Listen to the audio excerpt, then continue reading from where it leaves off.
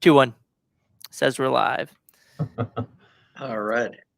Cool. We're still in lockdown, but we're still continuing the Educational Freedom Institute podcast, live video interviews each week. I'm super excited that we have Phil Magness, one of the best researchers on school choice and segregation, and tackling the myth that somehow school choice segregates communities, almost as if we don't have any segregation in government schools today.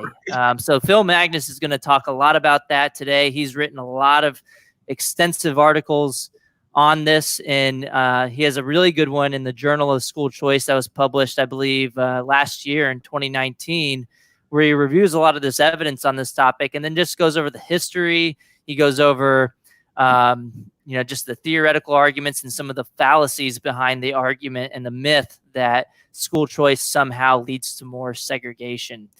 So again, we're waiting for people to hop on. I want to make sure everybody knows I'm streaming this on 5 different platforms. It's on my personal Facebook account. I just hit the 5,000 friend limit yesterday. It kind of sucks, but you know what? If you follow me, you can still message me. I have all my messages open, so it doesn't really matter. I don't know why they have that friend limit, but it doesn't really matter because I interact with anyone anyways. But it's also streaming on the Educational Freedom Institute Facebook, the Educational Freedom Institute YouTube channel, my personal YouTube channel, and my personal Twitter feed as well. And I want to let everyone know, as usual, we would like to incorporate your comments on the discussion or any questions you might have for our special guests, Phil Magness or Matthew or myself. And we'll be able to feature your comments at the very bottom of the screen. Make sure the comments aren't too long, because then they'll cover up Phil Magness's face, and we don't want to do that. Try to be quick, and we'll try to get to your comments and feature them at the bottom. So make sure you're engaging with us. We like to talk to ourselves a lot, and we like to talk to each other a lot, but we also like to include audience members in the discussion as well, so that we can keep you guys engaged. And looks like we have a good amount of people tuned in right now on the live stream on these 5 different channels. As just another quick reminder, please share your comments with us at the very bottom of the screen, so that you can interact with us and our special guest, Phil Magness, today. Without further ado, Matthew, can you take us away and go into some formal introductions? Yeah. So before I jump into that, I want one more announcement, Corey. I want to make sure that everyone knows that EFI published this morning its latest working paper, and it's on homeschooling. It's by an individual named Rafe Hawkins. It's a really cool, really well-written working paper. So go to EFI or to our website. It's efinstitute.org/working papers. And that's our second one that we posted. The first one was by Kevin Curry Knight. And so we've got 2 up there now. So let's jump into introductions. My name is Matthew Nielsen. I'm with EFI, Educational Freedom Institute. I'm the board chair. There it is. There we go. First one and the second one. That's Tentative Epiphanies. It's a cool working paper. It's really well written. So go check that out. It's a free download. So when you get a minute, go download that and give it a read.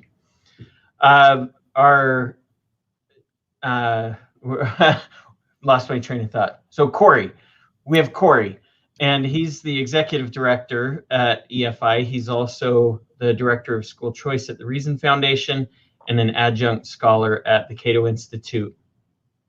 Our special guest today is Phil Magness, and we appreciate you coming on today, Phil. Yeah, so Phil is the Senior Research Fellow at the American Institute for Economic Research. He's an author of many works on economic history, taxation, economic inequality, history of slavery, and education policy in the United States. So thanks again, Phil, for joining us. Oh, thanks for having me. And one more thing before you jump into the first question, while we're getting on introductions of Phil, he actually did a chapter in our forthcoming book which I co-edited with Neil McCluskey, coming out at the Cato Institute in October of this year. Sorry, I'm covering up your face for a second, Phil, even though you're featured in the book. But this book is called School Choice Myths, setting the record straight on education freedom. And Phil has a really great chapter in here where, again, he takes on this myth that school choice has racist origins, or that school choice segregates society. So we're going to talk about a little bit of his chapter today and some of his work on that topic. And last thing before I jump into the first question, this is our 10th podcast.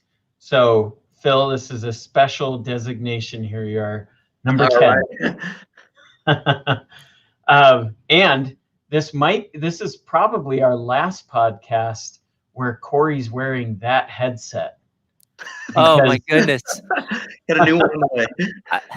I have this. It's all set up and ready to go, but I can pretend like I'm talking into this thing. It would make it look more official, but I don't have the one piece that allows me to use it. So next time. Yep, next time he'll be all set up.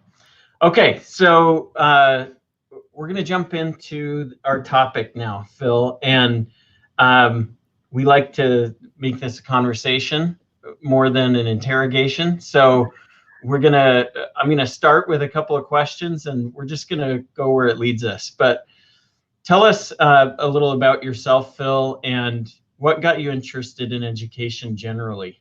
Yeah, so I'm an economic historian, which means I mostly study income data and tax policy and things like that. So numbers across U.S. history.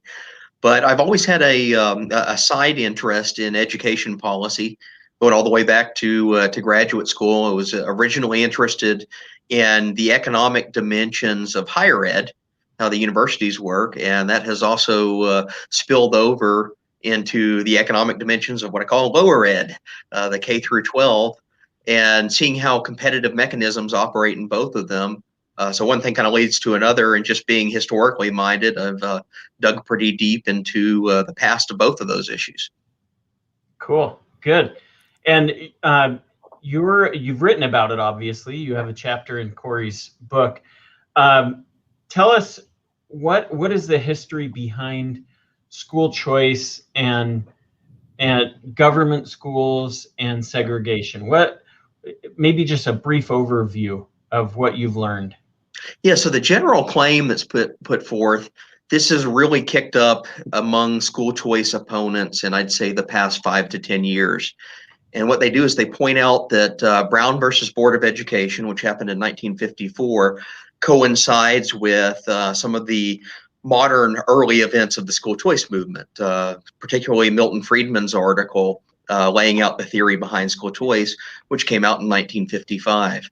It also coincided with educational upheaval in the southern United States in the wake of Brown versus Board, as several states adopted strategies to either close down their school system or try to keep African American students from integrating under court orders from historically white schools. So there have been a flurry of these think pieces. Some of them are articles, some of it spilled over into the academic literature, that asserts that school choice has racist origins in the history of segregation.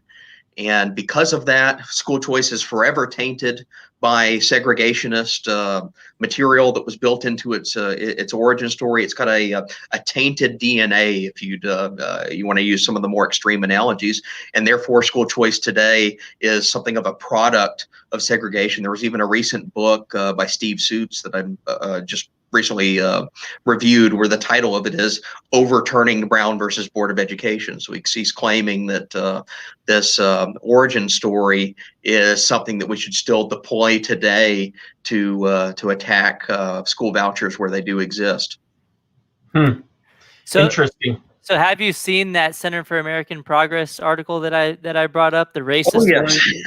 I don't know if I shared this on Twitter, and I tried to look it up just now, but I don't remember off the top of my head where this is from. But in one school district, I think it was Philadelphia School District, actually, they actually assigned this as a required reading. And if you went onto their online reading materials for the class, I think it was, American history or something, the only things that they had about school choice were all negative things. So they talked about the racist origins of private school vouchers, but they didn't cite any of your work saying the opposite. For example, this one right here, a peer-reviewed journal article in the Journal of School Choice, school vouchers, segregation, and consumer sovereignty in there.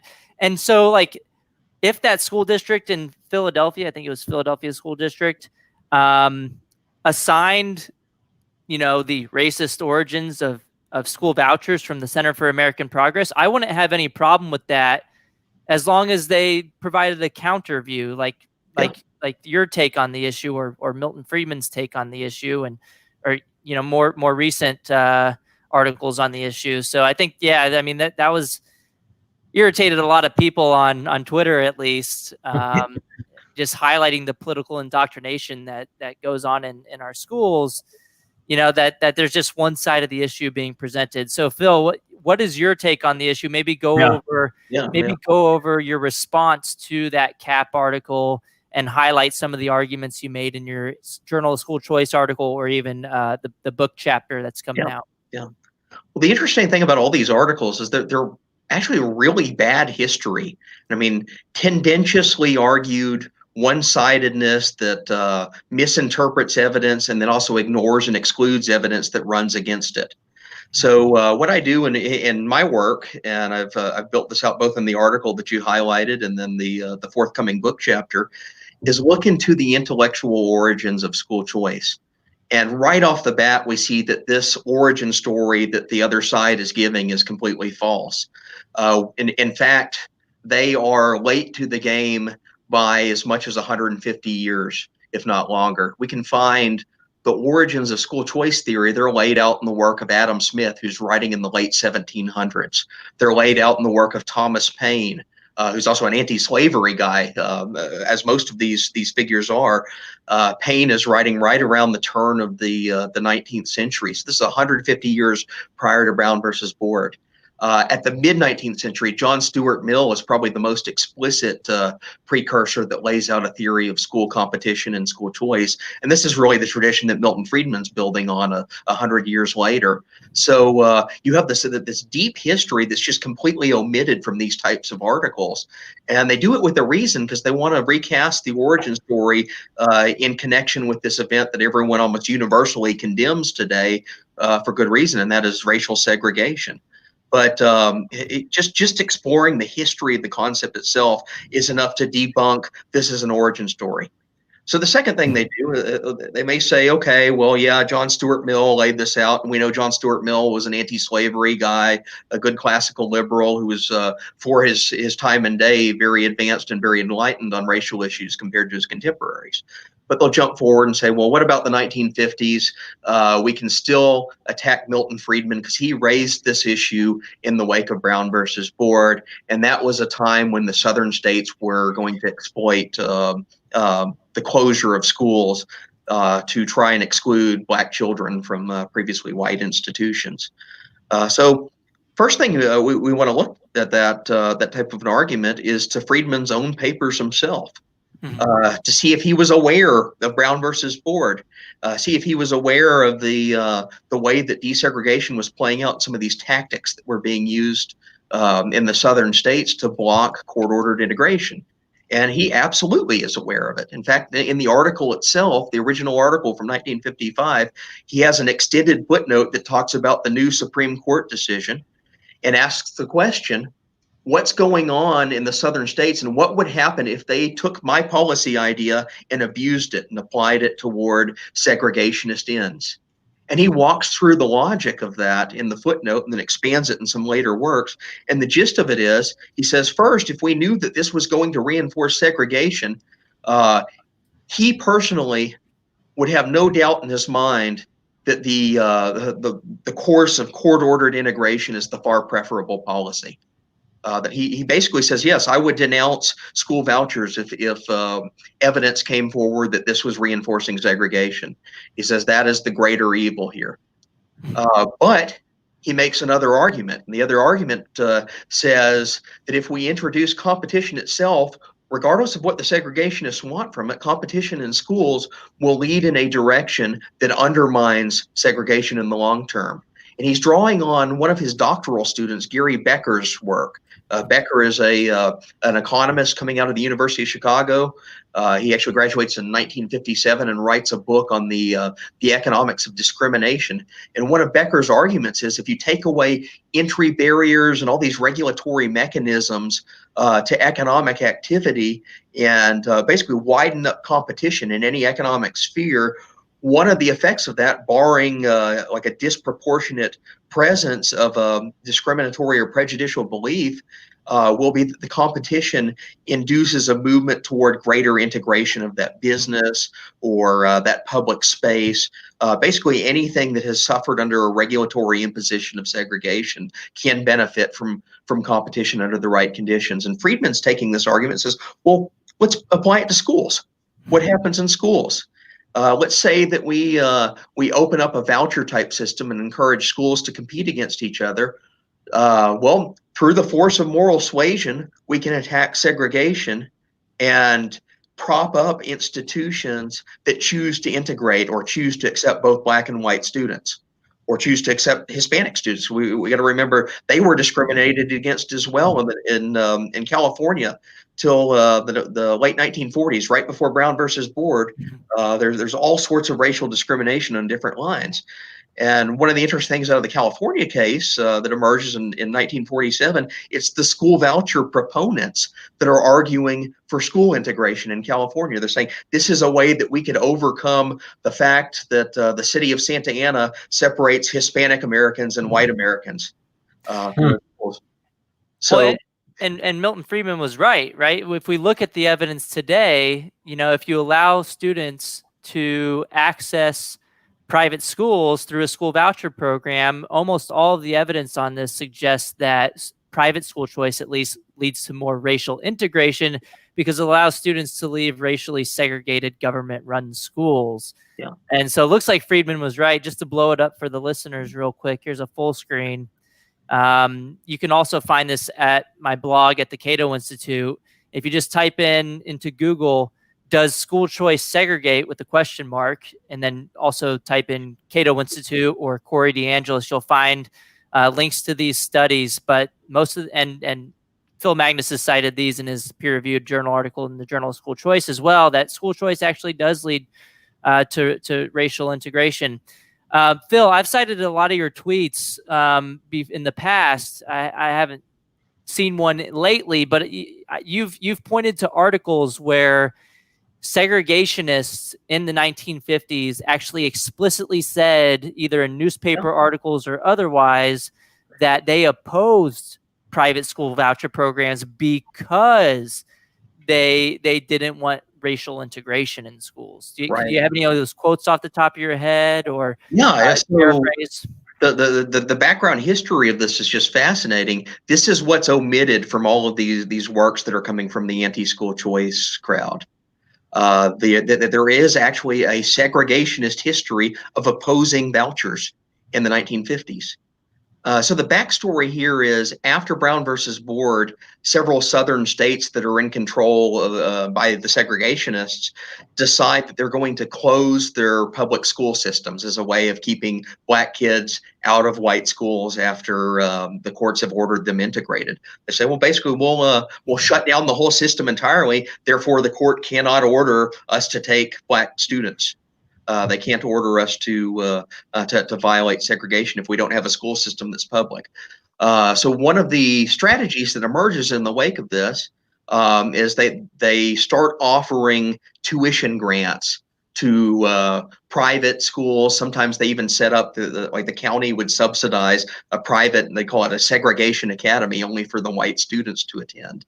So it's privately run, but taxpayer money's dumped into it. It's not really school choice because there's only one school in the county that's the segregation academy, even though it's receiving public funding. It's just supplanting the old high school that they shut down because they don't want integration at that high school. So this type of a policy takes off across the South. The real center of it all is the state of Virginia, that they have the most developed policies in this direction. and it's announced with Senator Harry Flood Byrd, Sr. of the state. He gives a famous speech where he calls on Virginians and the rest of the South to engage in what he says massive resistance to Brown versus Board, massive resistance to school integration. And one of the things we do to enact massive resistance is we shut down our public schools and re-siphon that money over into privately operated but publicly funded institutions. You can imagine how this plays out politically. It actually kind of backfires against Byrd because it takes all the moderate parents and stuff in the state of Virginia that suddenly see their kids are being shut out of school and stuff basically into garages and basements where they were running some of these private academies. So it's a real mess of a system that disrupts public life. And that causes a lot of Virginians that were kind of sitting on the fence, mostly suburbanites, upper middle class type voters, where they start to backlash against Byrd's political machine. So one of the fissures that emerges in the late 1950s is a group of moderates, both on the segregationist side and on the integrationist side, come together and they say, well, we're going to offer another policy to kind of flank this massive resistance movement that Byrd has enacted, and that is we'll have race-neutral tuition grants that we'll enact in the state of Virginia, and because they're barred by federal law from making this race-specific. And the idea here is that any student that wants to apply for a tuition grant can basically use that as a voucher at both a public or private school, but this means the public schools have to be reopened. So that really irritates the Byrd faction, the hardline segregationists, and they fight this off, but they lose in the legislature in 1959. So it's both moderate segregationists and moderate integrationists come together and outflank and beat the hardline radical segregationists when this policy is enacted. So let's take a step back real quick for the listeners, just to get a little of a sense of your definition of segregation and maybe how that differs from something like stratification. Yeah. Because although the private school choice literature shows that access to private school vouchers tends to lead to more racial integration in schools and socioeconomic integration as well, there are some instances of some locations where public charter schools actually have a higher proportion of minority students in them. And I'll just pull up a tweet real quick as an example. In Pennsylvania, the percent of non-white students in charter schools in Pennsylvania is about 2/3 of the student body, whereas that proportion is only about 31% in their government-run schools in Pennsylvania. When I looked at that, I see, hey, look, these the students of color were not being served for whatever reason in the government-run schools, and now they're seeking another alternative. I would say that that's a good thing to have more options that people are voluntarily selecting.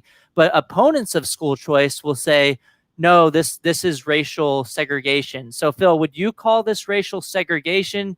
If so, why? If not, what is your explanation for why this might differ from segregation in a real sense? Well, I define racial segregation as legal statutes, policies, and other instruments exercised by the state that force people based on their racial categorization to go to one institution or the other, or that bar them from one institution or the other. It's not voting with your feet. It's not free movement of choosing between multiple institutions. It's an actual measure of the state to try to force people of a certain race to go to the same school or to keep them out of another school.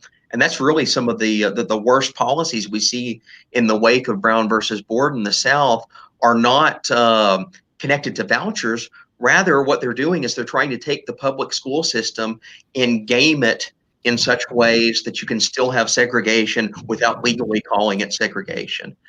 So one of the other strategies that emerges in the wake of Brown versus Board, and again, this is very pronounced in Virginia, but adopted elsewhere, is the local school districts will start to adopt zoning maps that they'll impose on the city or on the county, and those zoning maps are conveniently, almost perfectly aligned with where the white neighborhood is and where the black neighborhood is. And oftentimes, the black schools, the schools that the black neighborhoods were assigned to, were older facilities, things that have not been maintained in years. A lot of them were overcrowded. So one case I looked into was Arlington County, Virginia, which is actually one of the more moderate suburbs of Washington, D.C. And I think the average white elementary school around 1960 had between 150 and 200 students. The black elementary school, they crammed over 1,000 students into one like mega elementary school that was only to service the black neighborhoods. So there's a clear racial disparity of this, and it's all done by the zoning maps, which brings the second issue, and this is where vouchers get really interesting. One of the ways that they use to preserve these zoning maps, because if you have a problem, if you have the ability to move between schools or even the ability to move neighborhoods, say a black family moves into a historically white neighborhood,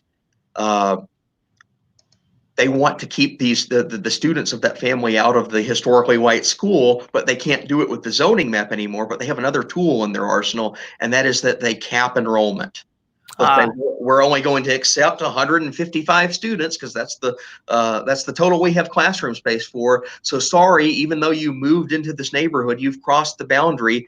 You're African American. You can no longer register for this school because we don't have space for you. It's kind of like Arizona and Florida. They have statewide open enrollment policies. So you're allowed to, in theory, you're allowed to pick your government-run school, and you know, even if you don't live in a district in the district, right, Matthew? I mean, you live in Arizona, and so people are like, we already have school choice. We can already choose our schools, but it's not real school choice if, you know, all this, like Phil said, all the spots are already full. It's like, yeah, well, in theory, you know, if everybody leaves, you can get a spot, but if you weren't there to begin with, it's not, you know, it's not actual, you know, school choice with. You're not actually getting a choice. Yeah. Right. And so the best example of this, you've seen this, Corey, you and I have kind of gone the rounds a few times with folks from Nebraska, where they have school choice because you can go, it's open enrollment. You can go to any government school you want. But you can't really. In practice, it doesn't actually work that way. Right. Yeah, so they pull in all these tricks that are designed to circumvent Brown, and it's whether you put zoning in place, you cap enrollment, and then the third thing they started to do is they'd use other excuses or reasons to exclude black students. So again, a prominent case out of Arlington County, Virginia. This is 1957 and 1958. So Brown versus Board is already the law of the land. And the school board has said, okay, we're going to nominally integrate on paper. And they actually get a lot of praise from the political left for saying that they're going to do this. They're supposedly the good Southern county. But then what happens when it comes time to register students on the first day of classes every year, black families start taking their children over to the historically white schools and registering them. They say, we meet the zoning regulation. Your enrollment cap has not been met yet, so we need to register. And in one instance, there were 30 students that attempted to register for a historically white high school in Arlington County. And I believe it was 27 or 28 out of the 30 were rejected on all these like superficial made up pretexts. Some of them claim that they were, like the school board would say, we've evaluated these children and they are not psychologically suited to be at the school, or their test scores are not up to standard. But then the NAACP investigates and finds that the black students have higher test scores than the average peer in their incoming class at the same time. So it's all a bunch of superficial nonsense. But what they end up trying to do is they'll say, well, we'll only admit 3 or 4 black students in a high school that has 1,000, and say, therefore, we're integrated on paper. We've passed the court test. Hey, Phil, have you seen the court cases that were going on in Connecticut with the government-run magnet schools? Essentially, the rule was you had to have, what was it, at least 20% of students being white or Asian. So what was happening in Connecticut was a lot of charter schools were reaching that 80% threshold of non-white, non-Asian students. And so even though they had spots available, these schools were not allowed to accept students because they were students of color, because they were non-white, non-Asian students. Right. Right. I think the court finally, the Pacific Legal Institute or Pacific Legal Foundation, whatever the name is, they were fighting this for a long time. I think hopefully they were victorious. I don't know if you guys have any more information on that, but I mean, this looks like an explicit case of racial discrimination in government schools. So what do you think we do about it as like a policy implication, Phil? What do we get rid of? Do you think weighted lotteries are unconstitutional in a sense, or do we just allow for free choice? Do we have any type of mechanisms in place to try to create more racially integrated schools? What is your big takeaway of a policy implication of how we move forward? Well, this is the old Milton Friedman point. Just to go back to what he is saying in the wake of Brown versus Board, if you allow competition in schools and you have some basic rules, basic guidelines that say that schools receiving public funding, whether they're public or private institutions, are not allowed to racially discriminate, people will vote with their feet.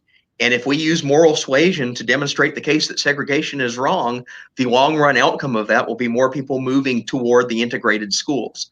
The people that want segregation will become fewer and fewer and fewer in number, basically because they're outcompeted.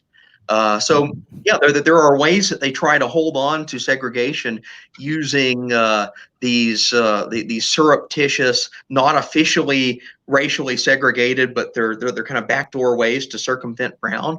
And these are popping up all over the South. And this is why by the late 1950s and early 1960s, the hardline segregationists see vouchers as like an existential threat to their new scheme. Well, and I mean, we already have those laws on the books, right? Like private schools that accept public funds aren't able to discriminate on the basis of race. From everything that I've seen, I've talked to a couple of constitutional lawyers on this from Institute for Justice, and we talked a lot about this, and they said, no, the lay of the land, if a private school, even if it wasn't receiving public funds, and even if they did want to lose their tax exempt status, they would still have to make a case to the court as to why under free exercise of religion, they would have to discriminate on the basis of race. But no private school is going to do that. No private school has done that. So the law of the land today, as it is, from my read of it and a couple of constitutional lawyers' read of it, is that you cannot, even if you're not accepting public dollars, if you're a private school, you cannot discriminate on the basis of race. So a lot of this argument coming from the other side seems to be like, it seems pretty disingenuous to say, oh, well, school choice might lead to racial segregation. And almost sometimes they actually try to imply that schools will discriminate based on race, such as this report here at the Hechinger report. I got them to issue a little bit of a correction, but this was by Bruce Baker and Dr. Preston Green. They said that some people might be concerned about private schools that might discriminate in admissions or other treatment on the basis of sexual orientation or even race. So they're essentially, I mean, they were careful in how they worded this here, and that they said, well, some people might be concerned. Well, of course, you can be concerned about something that isn't even a legal possibility. Of course, someone can be concerned about. I can be concerned about a million different things that are not going to happen or that are illegal at the moment. But this just seems extremely misleading here. And they issued a clarification after I pushed back on social media and through email. But the authors of this piece got pretty mad at Hechinger for quote unquote caving in to right-leaning groups or libertarian groups, which look, don't imply that private schools accepting voucher funding are going to discriminate on the basis of race when there's absolutely zero evidence of zero private schools currently doing that today who participate in voucher programs. So this is just completely ridiculous for them to include this. I think they should have taken that sentence out, but at least they added a clarification note, pretty much showing, oops, we messed up. Yeah. Well, and just to echo that point, this has been the law of the land since at least the early 1960s court cases. And one of the key ones, so we always hear the case about Prince Edward County, Virginia, which is a rural county outside of Richmond, has a very large black population. And what happened in the wake of Brown versus Board is they were one of these counties that shut down their public school system to avoid integration. And part of the strategy was they thought that they're going to shut down the public school system, but they're going to create a private white school for all the children that are excluded. Black students are basically without an education. They just cut them off. So it's a really horrendous policy. And what Prince Edward County thought they were going to do is they said, well, maybe we can go over to the state of Virginia and we'll request voucher funding for all the white students that go to our private academy. So they're trying to take advantage of this program. Well, that gets a lawsuit against it. And in 1961, the federal judge that's reviewing the suit says, wait a minute, the statute book that's on the statute that's on the books permitting these voucher-like tuition grant mechanisms says that this is to establish choice in education. You, Prince Edward County, by shutting your public school system and trying to divert the money over to a single private white institution, have denied those children choice. Therefore, you are permanently barred from accessing the voucher money. So this is 1961. This is the first in a long set of court decisions that basically makes it illegal for private institutions to discriminate on the basis of race. Is it section 1981? Is that what you were quoting, or is this a different court case that I'm? It's a different. So it's Griffith versus Prince Edward County is the Supreme Court iteration of it that comes in 1964. Gotcha. Yeah. So it's a major Supreme Court case that knocks down discrimination in education, but it's the 1961 district court ruling that basically bars the county from even having access to anything like a voucher because it's illegally discriminating. So that's what sets it all in motion. The other fun thing about this story is you go back and look at the amicus briefs that are filed in favor of the integrationist side, that are filed in favor of the Griffith family. They're all coming out of a school voucher group based in St. Louis, a pro-voucher group. I think it's the Center for Educational Freedom, which was a Catholic integrationist group that was based predominantly in the Midwest and headed by a priest at Marquette University. It's Father Virgil Bloom, who turns out to be one of these major early voucher advocates. He's like a friend of Milton Friedman. Well, Bloom is also a devout integrationist. He is vehemently opposed to segregation. So he uses his organization. They hire a team of lawyers that writes an amicus brief explicitly arguing to the federal courts. This is, if we have a voucher system in place, we need guarantees that this voucher is barred from being used at segregated institutions, because that's not what we're going for. So it's a clear record. The other thing that's going on at this time, and this is where your friends at the NEA and AFT and all the teachers unions are going to hate. Best friends. Oh yeah, Randy Weingarten's been one of the major promoters of this theory. Well, let's look at what the teachers unions were doing in the 1950s and 60s.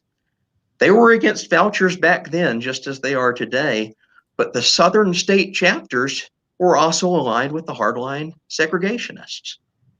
And again, we find direct evidence of this in Virginia. So in late 1959, as the voucher debate is breaking up massive resistance, it's swaying the moderates against the hardliners and Harry Byrd's faction. What do you think the Virginia Education Association does? The state white teachers union chapter of the NEA. Well, what? Oh, just to jump in, what's the name of that one? Who's like the big white supremacist today? Who's like banned from the EU? What is his name? It's not Spencer. Are you talking about Spencer? Yeah, Richard Spencer. Yeah. Richard Spencer. Hold on. Yeah. So he opposes private school choice for some of the same reasons. Yeah, hold on here. I'm pulling up the tweet real quick because this happened earlier this year. Because it was someone similarly claiming that, school choice, if you support school choice, you're somehow racist. In which I replied, that's too big. Here it is. He argued school choice is a terrible idea and should be crushed. Again, this is Richard Spencer saying this. He said, it would destroy good schools. And I wonder what he means by that. I don't. What's a good why? school? Why would allowing low-income families to access private schools, because other people are allowed to access private schools, and today, if you have enough money, you can access the private school. But Richard is somehow, hinting that, letting more people in who wouldn't have otherwise been able to afford it would crush and destroy good schools. What's your take on that, Phil? So he is regurgitating the exact same argument that the hardline, racist, white supremacist segregationists used in the 1950s against Brown versus Board, and then some of the voucher mechanisms that emerged in his wake. I mean, it's almost word for word. Again, returning to the cases in Virginia, which is again the hub of all of this back and forth battle. There is an attorney that is basically like the go-to guy if you're a school district in Virginia and you want to maintain segregation against Brown versus Board. You hired this attorney, a guy by the name of John S. Battle Jr. He's the son of a former governor, so really deeply enmeshed in the political class on the segregationist side. And in 1959, when all of these court decisions are coming down against the segregationists, he's hired by the school district in Charlottesville, Virginia, one of the locuses of the NAACP lawsuits, to defend them. And his defense strategy that he comes up with is to attack school vouchers. So he writes this lengthy memorandum on behalf of the white supremacists in the school board that says, if we allow choice in our educational institutions, we allow parents of students to pick which schools they register at or choose to go to a private school. If we allow them to have any sort of voucher mechanism or public mobility between existing public schools, we're going to create a situation that results in, as I'm quoting, the Negro engulfment of our white schools.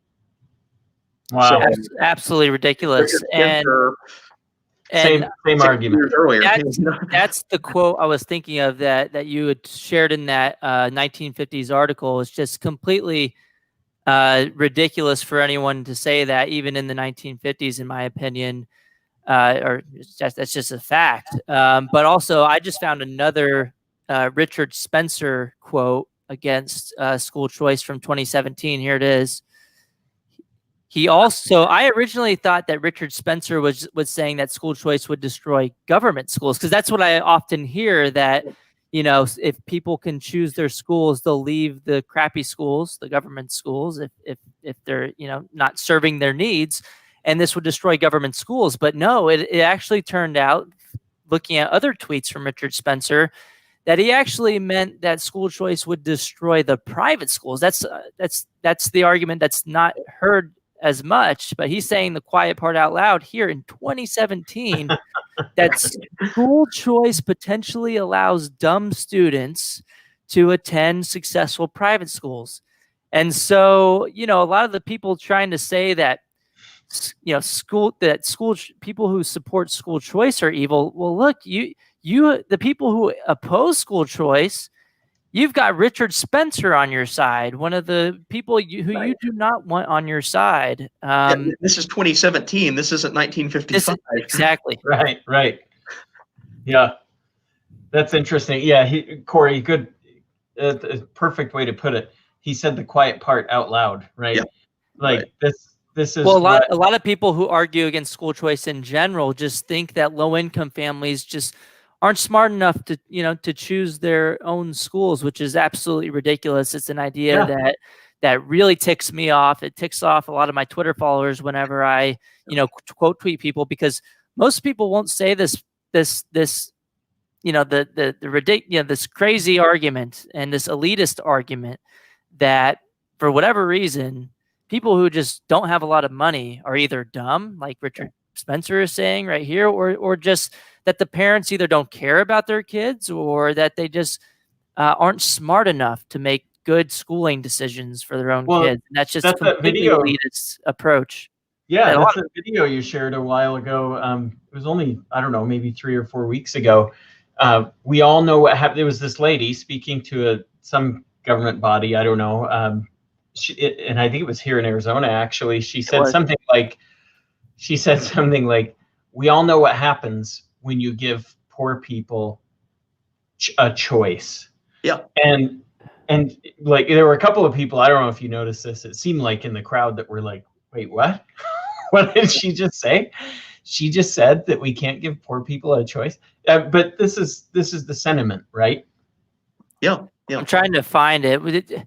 This was I'm trying to remember what I said in the tweet. Matt Ladner posted it too. His might be easier to find. But yeah, and it's a recurring historical theme. It's the choice is what these people fear, because they fear that that people will choose differently than segregation.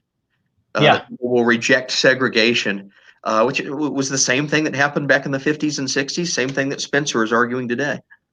Yep. And here's this quote from this lady. I wish I could play the video, but I don't have it downloaded. I haven't ready. But her money quote that she says here, and she's getting into, just for context, she's getting into a conversation about accountability of voucher schools. That how are we going to know that this taxpayer money is being spent wisely? My response is that, well, parents are holding these schools accountable. Top-down accountability mechanisms from the government aren't actual forms of real accountability for schools. You have to be able to vote with your feet to hold schools accountable. But she says everybody knows what happens when poor people are given a choice. Right. And the guy behind her is like looking at her like, "You kidding me?" Yeah. And everybody else this blew up on my Twitter, 100.5 thousand views. And I think most people in society understand that this type of sentiment is absolutely abhorrent and completely elitist. And, most people, this just doesn't fly for most people. You're not going to convince people with this rhetoric. You're just going to look like a bigot, essentially. And so I'm glad when people say these things out loud, because then you can show, like, look, this is why people oppose school choice. And, don't be like this person, right? That's the takeaway here. Give everybody a chance. Give everybody the choice to choose their schools. No one should, be residentially assigned to a school that's not working for them, and no one should have to be forced to send their kids to a school that's not working for them. Yeah. Yep. Right. I think what's astounding, you have this argument that's still being used today, and it's identical to what was being used in the 1950s and 60s by the segregationists. So to flip the narrative a little bit, here they are charging us with implementing a policy that's supposedly rooted in segregation. No, it's quite the opposite. They're actually using an anti-choice argument that was common in the 1950s and 60s. 1964, the Virginia chapter of the NEA released an internal memorandum to all of its constituents. It's a white majority. It's an all-white labor union at that point. And the memorandum said, we've seen news stories and reports and interviews with parents that are taking advantage of this ability to switch schools, both public and private.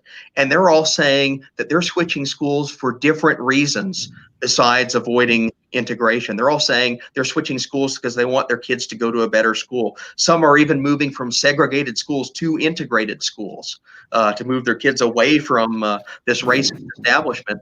And the VEA's memo that they send out to all their teachers says we need to abolish and bar school choice because people are using it for the wrong reason. The only permissible reason that they should be able to use it is to avoid integration in the schools. So it's this like hyper racist down a line.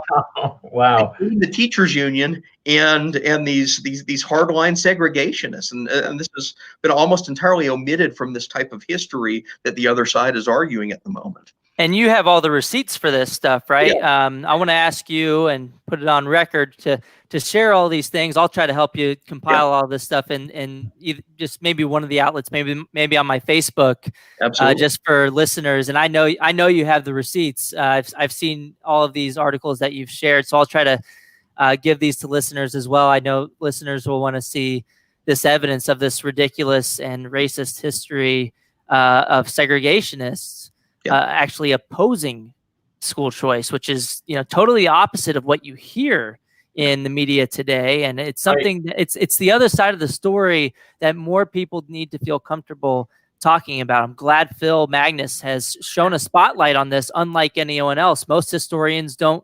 I don't know. Do you know of any other historians who have kind of told this side of the story? Are you one of the only or the few I that are liked doing it it? first, and that this was, I spent months in archives, especially in Virginia. I looked at a few other states, but digging through these old memoranda of PTA meetings and school board officials, and you just keep finding over and over again.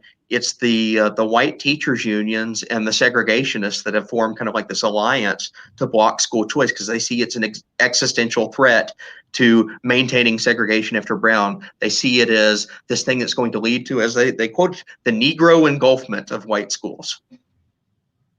It's just crazy to me. Like I can't even that quote right there. Yeah, that's one right there that Corey will definitely want to have a receipt for so he can share that. But this kind of stuff, that history, Phil, because I mean, we've all said it here during the conversation.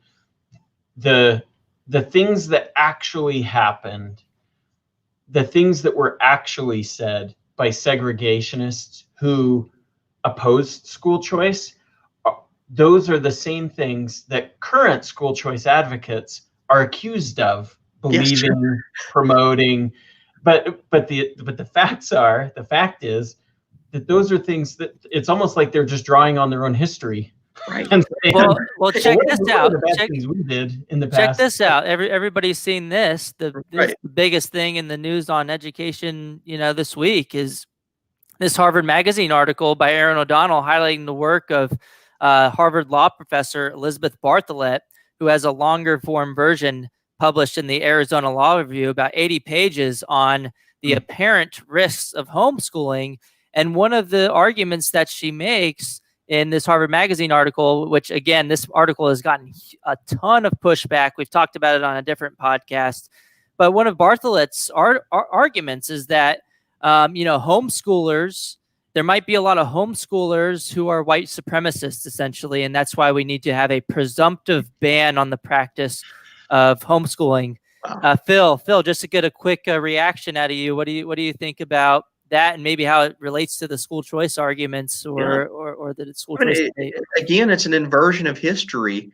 If you go back to even before Brown versus Board, go back to the 1920s or the 1880s, the restrictive measures of the public school movement, the laws that are adopted to try to force everyone into a public school on the basis that only the state can educate them, are replete with racism, and a lot of it's racism against immigrants or xenophobia. So you have two instances of this. It's the Blaine amendments that emerge in the 1870s and 1880s. These are state constitutional amendments that bar varying degrees of funding to go to religious institutions, or that bar religious institutions from educating outright. These are mostly done because the religious schools at the time were predominantly Catholic, and they serviced immigrant communities, immigrants from mostly Southern and Eastern Europe that were seen as like a different class of people.